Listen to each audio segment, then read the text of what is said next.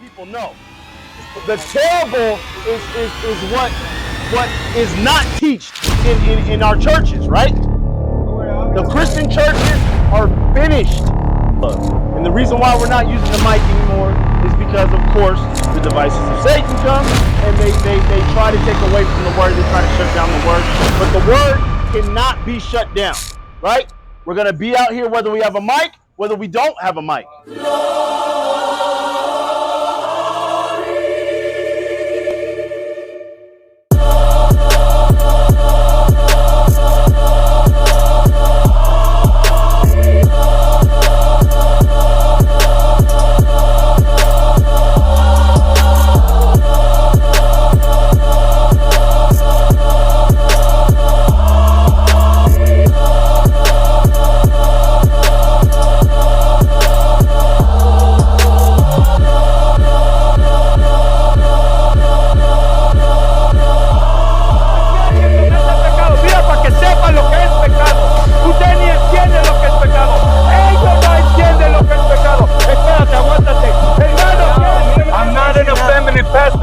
You step into a lion. I defend this word.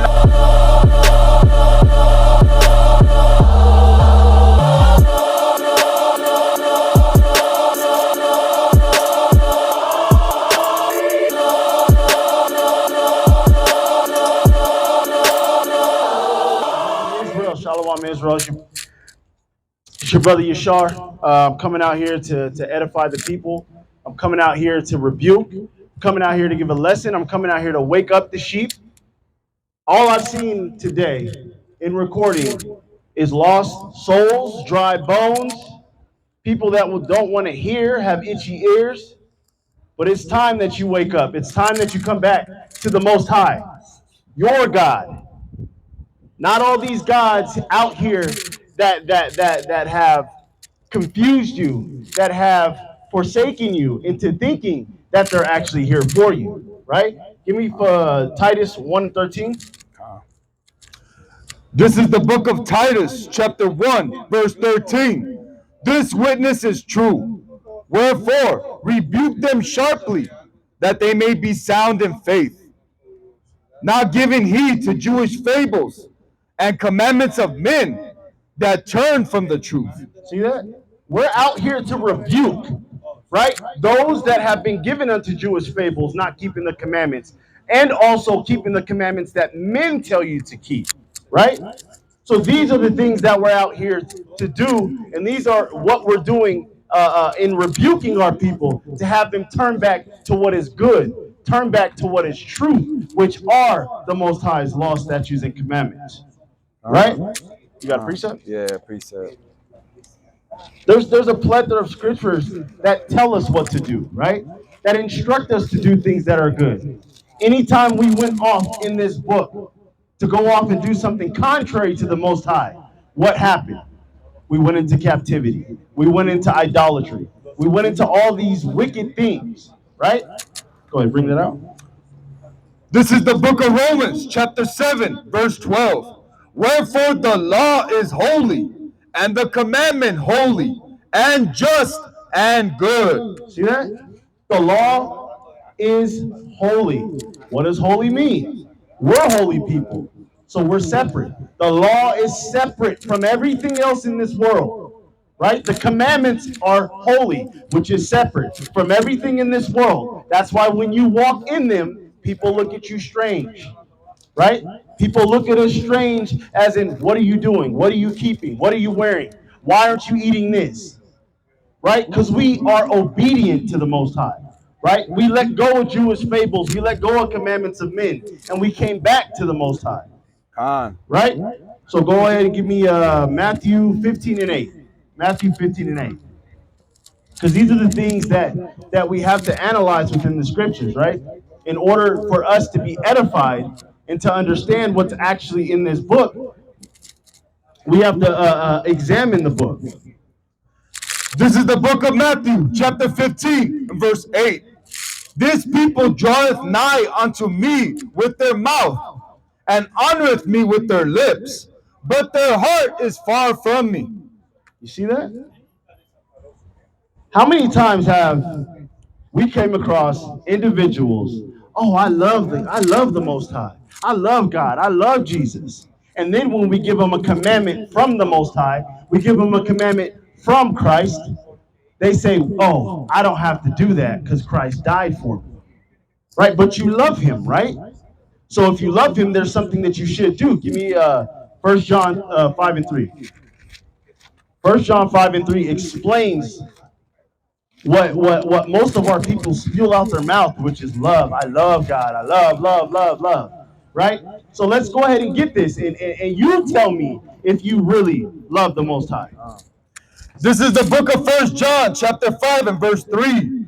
For this is the love of God, that we keep his commandments, and his commandments are not grievous. For this is the love of God. That's how the scripture starts off. That's how the verse starts off. For this is the love of God, not your interpretation of how you love the Most High, but this is the love of God. Keeping His commandments, keeping His instructions, doing what He's telling you to do. Right? If you love your parents, if you love somebody near to you and dear to you, what are you going to do? You're going to keep their commandments. You're going to keep their instructions. Your kids are going to keep your instructions if they love you. Right? You're proud of your children when they're doing what you tell them to do, right? For example, hey, the I would say the most one that I hear is go to school, get a good education. When you do that, your parents are proud, right? When you do this, your father's proud. When you keep the commandments, your father is proud, right? He's smiling in heaven, right? Precept. St. John chapter 15 and verse 10. If ye keep my commandments, ye shall abide in my love, even as I have kept my Father's commandments and abide in his love. See that? That's Christ, right? We have to learn from His way. He's telling us to keep the commandments so we can abide in the Most High's love, right? Just as He does, or just as He did, right? So these are the things that you have to examine when you speak the things out of your mouth that you're speaking. Really understand what you're saying, because you have to be held accountable to these scripts. If you're going to walk around saying I love God and this and this and that, you draw near to you're far from the Most High, but you draw near with your lips, but you're far from Him in your heart, because your heart really doesn't love. In your heart is your mind. In your mind, you don't really love Him, because in your mind you're telling yourself you don't want to keep the commandments, which are not hard, right? But your mouth is spewing out that for the what's the word I'm looking for? For the you just want to live the example, right? You want to be an example with your mouth instead of being an example with your words, right? So give me let's go to what's that? Isaiah 29 and 13. Isaiah 29 and 13. Come on, 29 and 13. Isaiah chapter 29, verse 13. Wherefore the Lord said, for as much as this people draw near me with their mouth, and with their lips do honor me, but have removed their heart far from me, and their fear toward me is taught by the precept of men. You see that? Same in the Old Testament. It's the same thing. We've been doing the same thing since the beginning of time. There's nothing new under the sun. There's nothing new that the Israelites are doing that that our forefathers and foremothers have not done already. Right? This is why we're out here letting you know that this is the example that we have to keep and we have to learn from, to not repeat these things that put us in these predicaments where we have to walk around streets like this that are owned by Asians. You have the Moabites, you have the Elamites owning these stores, and who's their workers? Issachar. Right? These are the things that we have to be delivered out of. Precept? No. Or no? Give me what is that? Is that Psalms? Yeah. Give me Psalms 111:10. 111:10. Because we walk around with no fear of anything, right? We walk around like nothing's ever going to happen to us. We walk around like tomorrow's promised, right? The men of the Lord walk around like tomorrow's not promised. We fear the Lord. We know what his judgment is. So we walk around fearing him. We keep his commandments in fearing him. Bring that out. This is the book of Psalms, chapter 111 and verse 10. The fear of the Lord is the beginning of wisdom.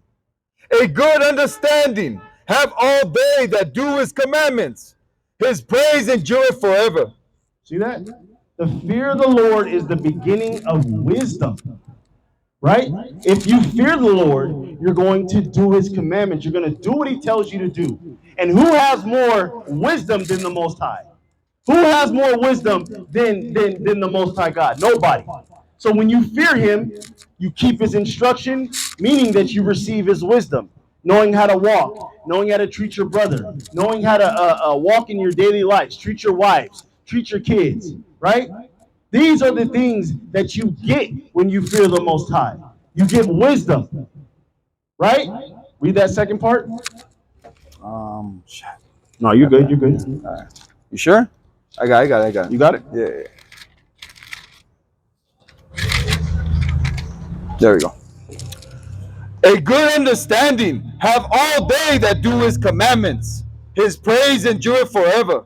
His praise endures forever. Because when we walk in his commandments, we are a living example of his instruction, right? So when we do that, all glory goes to him because we're following him, right? So these are the things that we have to understand and stop being afraid of and just do it and see what happens in your life, right?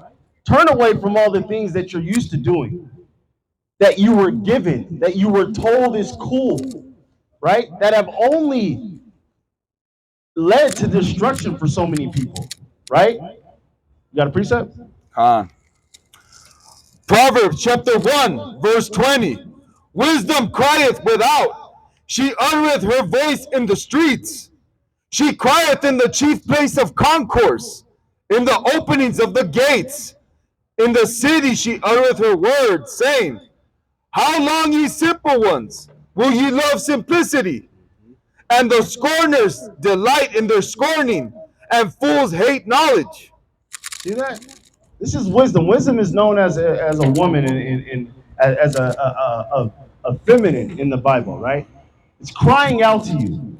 It's screaming out to you, saying, how long is it going to take for you to accept me? Right? How long is it going to take for you to accept what I can do for your life? Wisdom can do so much for your life if you just accept it and adhere to it and let go of your pride. If you have pride, you have an inability to learn. If you have an inability to accept wisdom, right? Those that accept wisdom can sit there and chew up things like or soak up things like a sponge and then spew it back out to teach others, right? Wisdom calls out to you, but will you accept it? It's up to you. You have to make the change, right? Let's move on. Let's go to Proverbs 1 and 7. Proverbs 1 and 7.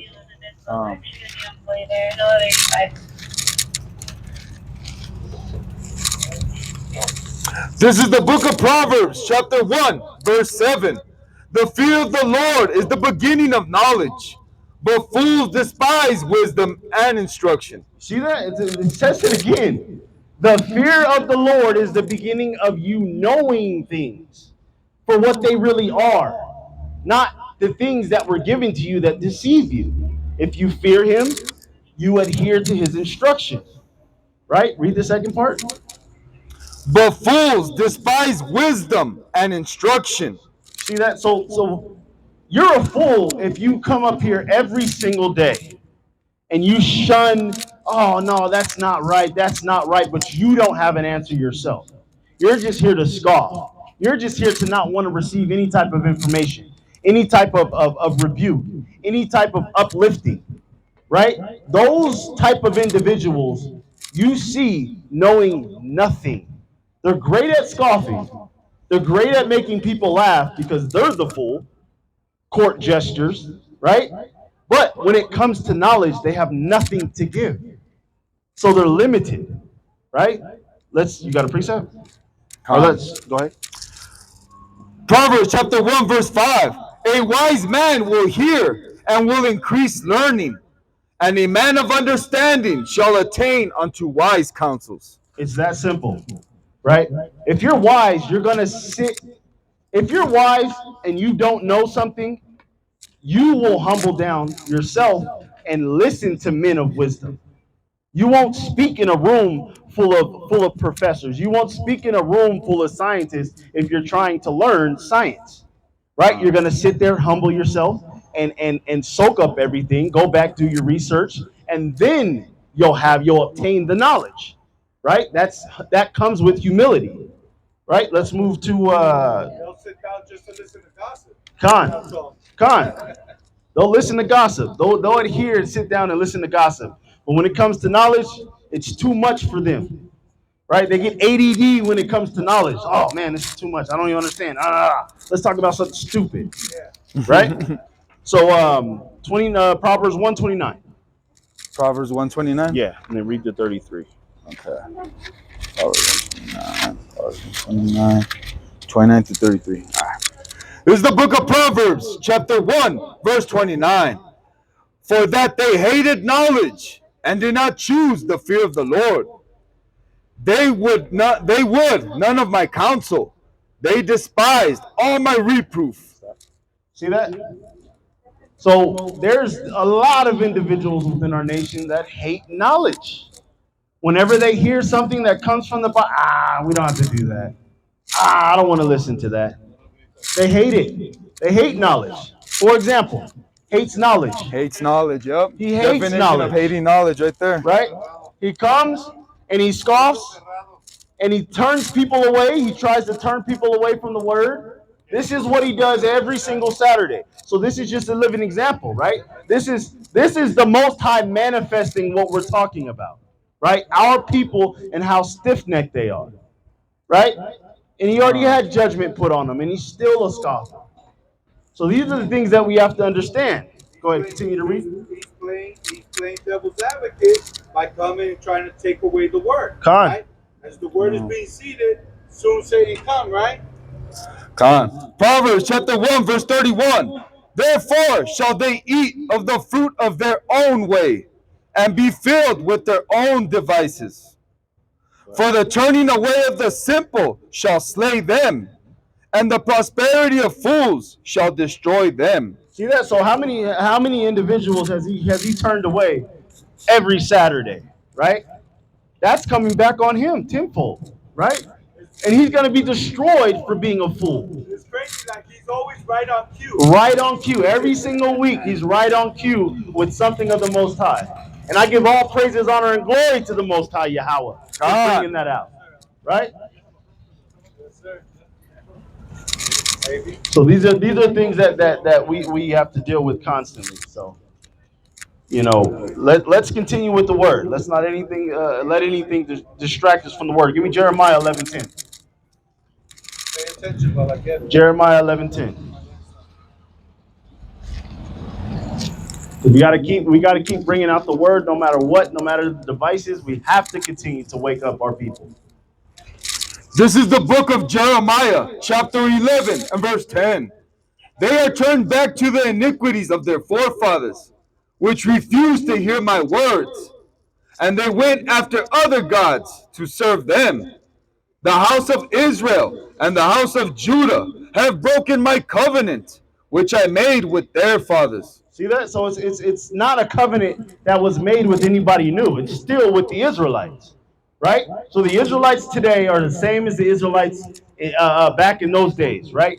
The whole house of Israel, the house of Israel, which is the northern kingdom, and the house of Judah, which is the southern kingdom, both went into idolatry, right? Which is what the second commandment, to put no gods before the Most High, right? Con. That's us breaking that commandment. That's one of the big 10, as they say, right? So our people, like I said before, there's nothing new under the sun. There's nothing that we're doing now that hasn't been done before. right? That's why when you see all these TikToks, you see all these Instagram reels, right? They're reverting back to the old ancient days, and they're in the ancient days they were doing the same thing that we're doing today. There's nothing new that comes out of this world because it's already been done. You got a precept? Con. This is the book of Matthew, chapter 7, verse 24. Therefore, whosoever heareth these sayings of mine, and doeth them, I will liken him unto a wise man, which built his house upon a rock. It's all a contingency on doing the commandments, right? Just like I said before, the Most High is proud when you are keeping the commandments, right? Because it can only do anything but bring good to your life, right? We can attest to that. The moment we started keeping the commandments, it was a little confusing because it wasn't the way that we were brought into. But it's our way naturally. When you start keeping these commandments, it just comes naturally. You start doing things naturally. It feels natural quicker for those that are chosen. Right? You got another one? Mark chapter 8, verse 38. Whosoever therefore shall be ashamed of me and of my words in this adulterous and sinful generation, of him also shall the Son of Man be ashamed when he cometh in the glory of his Father with the holy angels. See that? That's talking about Christ coming in the last days, right? We're still going to be the forefathers and foremothers of old because we're still doing the same thing. There's men out here still going after other men's wives, committing adultery, and the same with women, right? So in the last days, it's still going to be the same thing going on, but those individuals are going to have to deal with Yahushua Christ, right? Those people are going to have to wake up and really see what Christ's second coming is really about, right? Because you've been deceived by commandments of men and doctrines of men and fables of the Jewish, of thinking that the Yahushua is going to come back and be all good and gather everybody and bring everybody together. No, he's coming to bring the sword and division. Right? Can we get that? Con. He's coming to bring the sword and division, it says. That is the real Christ of the Bible. Not what your pastor is in the church is teaching, which is all inclusive. It's not. There's so much separation and division in the Bible. It's crazy what gets taught in Christianity. Right? You got that? Con. This is the book of Matthew, chapter 10, verse 34. Think not that I am come to send peace on earth. Think not that I've come to send peace on earth. And what is people of the earth trying to do right now? Peace, unity, equality. That's not of Christ. I came not to send peace, but a sword. But a sword. But judgment. Slaying people for the things that they're doing. Slaying people for not keeping the commandments. Slaying things for eating swine's flesh. Right? You have to understand what's in the Bible, and you have to do the research and read for yourself. If you continue to be in these churches, and you continue to sit there like a puppet and just listen, you are going to be easily deceived. Right? If you want to hide something from a black man, Native American man, or a Mexican man, what do? You put it in a book because they're not going to read it. Right? You got any more precepts? No, that was it. All right, give me Nehemiah 9 and 32. Nehemiah 9 and 32. Right? So we just need to understand that these are the things that we need to examine when we open up this book, which is by the Israelites, for the Israelites, and written by the Israelites, and our God is of this book. Right? This is our history book. This is our way of life. This is our customs. This is what we should be doing in these last days. Right? You got that? Nehemiah 9 and 32. 9 and 32. This is the book of Nehemiah, chapter 9, verse 32. Now, Doc, I want you to sound louder than the speaker. Now therefore, our God, the great, the mighty, and the terrible God, who keepeth covenant and mercy, let not all the trouble, seem little before thee, that have come upon us, on our kings, on our princes, on our priests, on our prophets, and on our fathers, and on all thy people, since the time of the kings of Assyria unto this day. So these are the things that we have to be mindful of. And the reason why we're not using the mic anymore is because, of course, the devices of Satan come and they try to take away from the word. They try to shut down the word. But the word cannot be shut down, right? We're going to be out here whether we have a mic, whether we don't have a mic, right? So go ahead and read the first part for me again. Khan. This is the book of Nehemiah, chapter 9, verse 32. Now therefore, our God, the great, the mighty, and the terrible Stop God. right there. Our God, the great, the mighty, and the terrible. That's the part that's left out that gets our people that would fear our people. That's right. The great, the mighty, and the terrible. So the terrible is what we need to start letting our people know. The terrible is what is not taught in our churches, right? The Christian churches are finished because they have no understanding of who God is, right? Need a quick precept. Go ahead, precept. Exodus chapter 15, verse 3. The Lord is a man of war. The Lord is his name. The Lord is a man of war. A man of war. We all know what war looks like. So if the Lord's a man of war, what does that make him? General, colonel, calling the shots. Slay, blood. All these things, that's what the Lord is about. He's terrible. He does everything that goes on in this world. That's why people have no understanding of who he is. Everything that happens in this world, it's because of the Most High. Give me that in I do all these things. I do all these things. Because people really don't understand God is good. God is good. All right. So let's continue with the word of the Lord. Again, devices of Satan. So go ahead and bring that out. Isaiah 45 and 7. Khan, this is the book of Isaiah, chapter 45, verse 7. I form the light and create darkness. I perform the light and I create darkness. So there's day and there's night. Continue on. I make peace and create evil. I make peace and I create evil. So all the peace that's on the earth is of the Most High. All the evil, why do babies die? That's of the Most High. So light and dark is day and night. Light and dark is light is wisdom, and when you're in the dark, it just means you don't know anything. There's different layers to this, right? Read. I, the Lord, do all these things. I, the Lord, do all these things. So if he's creating good and evil, there's a lot of good and there's a lot of evil, right? There's so many examples of good and evil.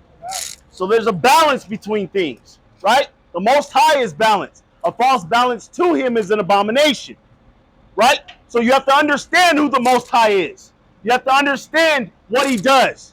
You have to understand how he loves and how he judges, right? These are the things that you have to understand if you're going to spew out your mouth. God is good all the time.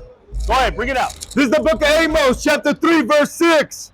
Shall a trumpet be blown in the city, and the people be not afraid? Shall there be evil in a city, and the Lord hath not done it? Shall there be evil in the city, and the Lord hath not done it? Right? No one thinks that the Most High does any type of evil. How does he not do evil when he created it? He knows how to do the most evil. Khan. Right? He knows how to work evil like you've never seen it before. And he knows how to work good like you've never seen it before. Why? Because he's the creator of all things.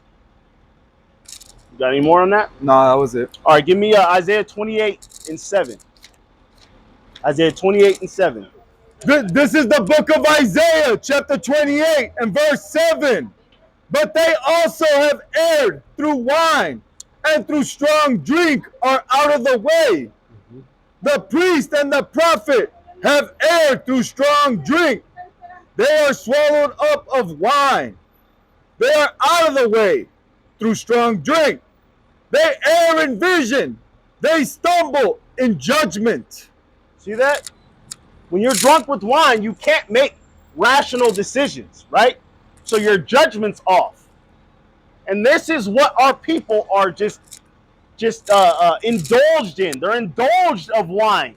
They're indulged of drinking. They're indulged of the wine. They're indulged of the knowledge of our oppressors. If you're getting knowledge from someone that oppresses you, it's not going to uplift you. They want to keep you oppressed, right? So these are the things that we have to examine when we just look and see the conditions of the Israelites, right? The Israelites are in these conditions, right? And we do have oppressors. We do have them. If we did not, there would be no such thing as white privilege, right? So give me what is that? Wisdom of Solomon 14:22. This is the book of Wisdom of Solomon, chapter 14, verse 22. Bring it out. Moreover, this was not enough for them, that they erred in knowledge of God, but whereas they lived in the great war of ignorance, those so great plagues called they peace. See that? You're ignorant in knowing who the Most High is, right? So all these plagues would come upon you, right? All these plagues because you not knowing that there's law saying that you can't pierce yourself, get tattoos, all these things. So even just an example of getting a tattoo, it'll create infections and boils within your skin. That's because you lack the ignorance of knowing the Most High and knowing the commandments that He set out for you to follow. And in their ignorance, in the state of war, right? They still call it. They still in the concepts of their convoluted mind think that we live in peace. Khan. They call war peace. Khan. Right? We're at war with spirits, with our slave masters, Khan. with everything that opposes the 12 tribes of Israel. We're at war with all those things. And these people think that we're willy-nilly chilling. No problems. Everything's peaceful here in good old Babylon the Great. And that's the thing about it. Our people don't know we're at war because they're given an illusion of freedom. The illusion of freedom gives the advantage to your oppressor. Once you know who your oppressor is, and once you know the devices he uses and how he works to continue to oppress you in this warfare that we're going to, you'll wake up and you'll know how to fight back. Right? So go ahead and give me, let's go to Deuteronomy 11:16. Deuteronomy 11:16. Because we have to continue to use this over this.